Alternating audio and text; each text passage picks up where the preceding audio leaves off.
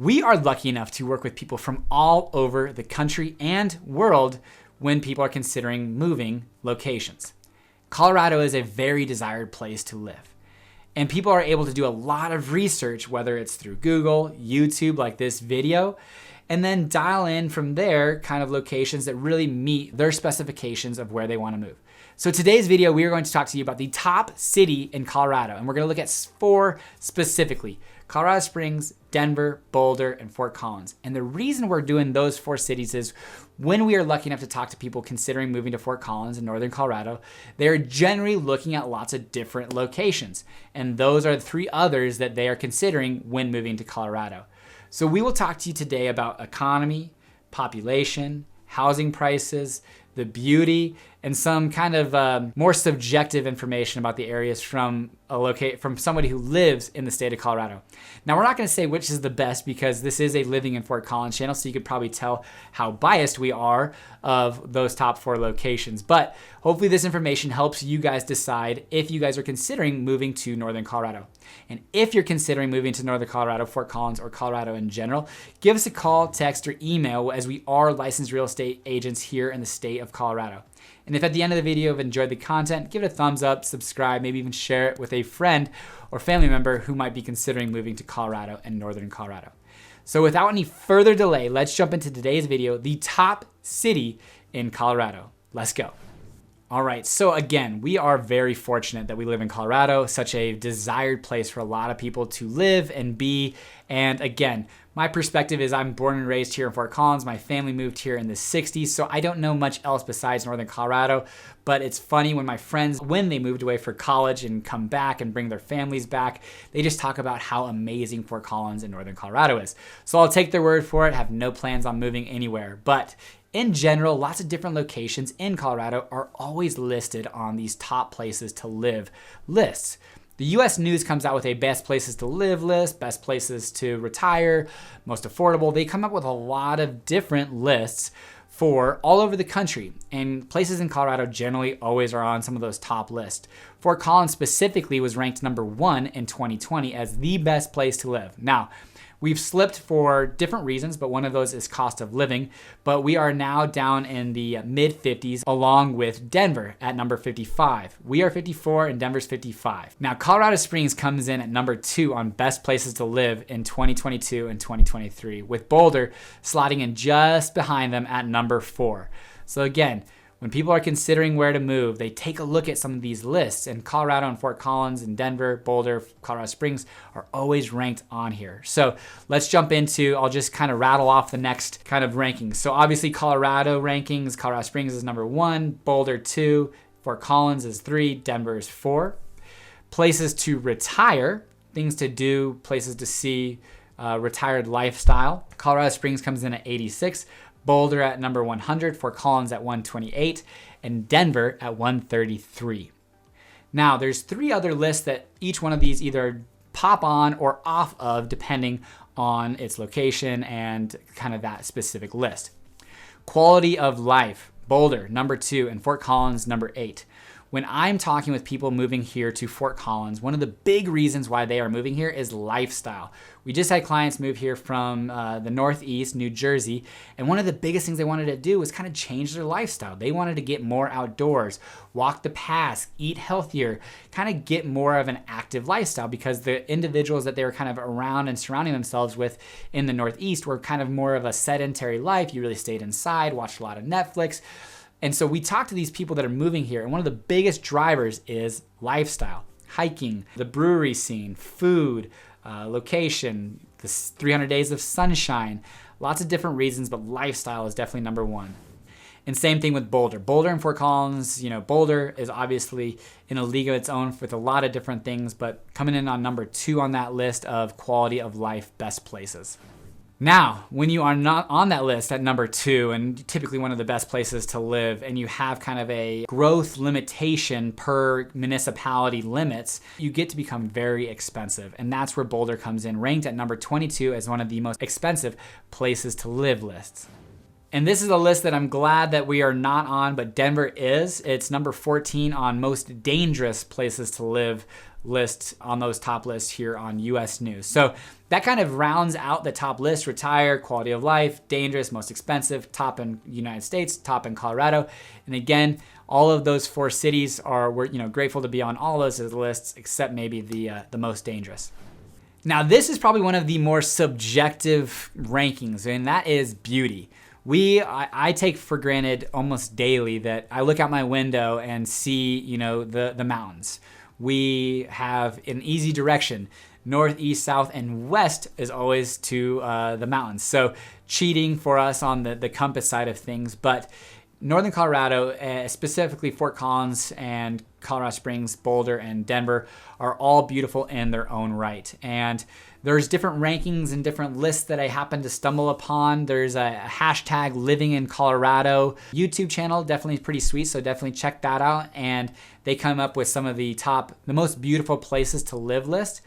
And Boulder came in number 5 with gorgeous views of the Flatirons, and then Colorado Springs has Pikes Peak, Garden of the Gods. Number 15 was Fort Collins with Lori State Park and Horsetooth Reservoir, and Denver was not ranked on that list. But you go down to the subsequent list of roaming in the USA, and it has Boulder at number 3, again, Flatirons. Number 11 was Pikes Peak and Garden of the Gods, which is essentially Colorado Springs. And then number 19 is Denver, and they were talking really about the Mile High, what a metro, their shops, eating, very cool scenes throughout Denver.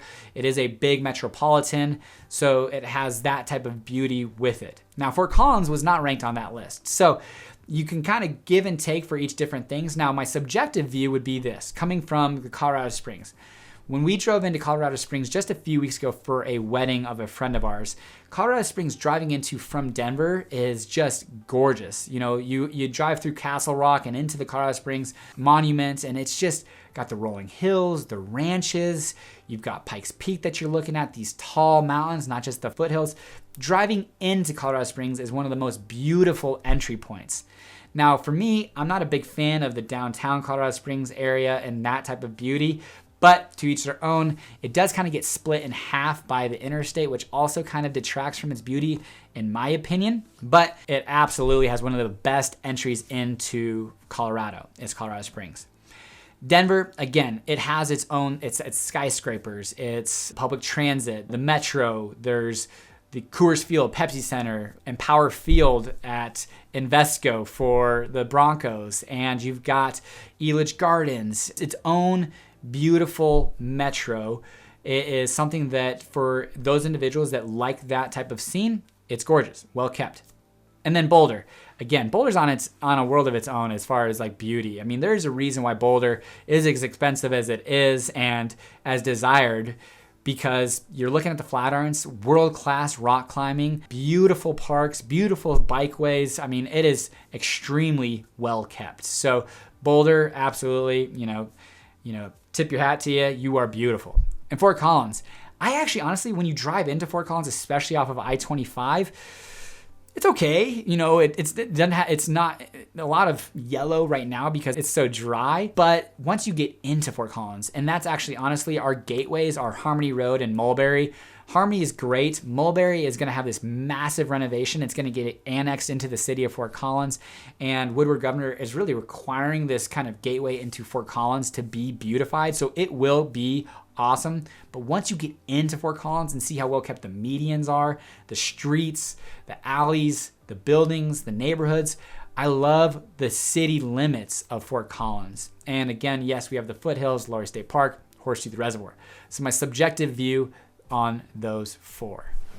Now, when somebody is considering moving, anywhere they're really looking, they want to look at the school systems because, well, either they're moving there with a family or wanting to start a family, but schools are definitely very important. So we looked at 2 different lists, kind of the school district and then this individual school ranking. Now, the best school district is Colorado Springs, followed by Boulder and Fort Collins. Now, Denver didn't necessarily rank on that, but they do have top schools all over the place, which our next list, Public School Review, has Colorado Springs at number 1, Boulder at number 3, Fort Collins at 4, and Denver kind of has 2 different school systems, so 5 and 6. So, in that order, but within those areas, each area has kind of schools that rank low, schools that rank higher, public, also private. I would say one of the things that Colorado definitely has is the ability to go to public schools and generally pretty safe. Specifically, I can really talk to Fort Collins.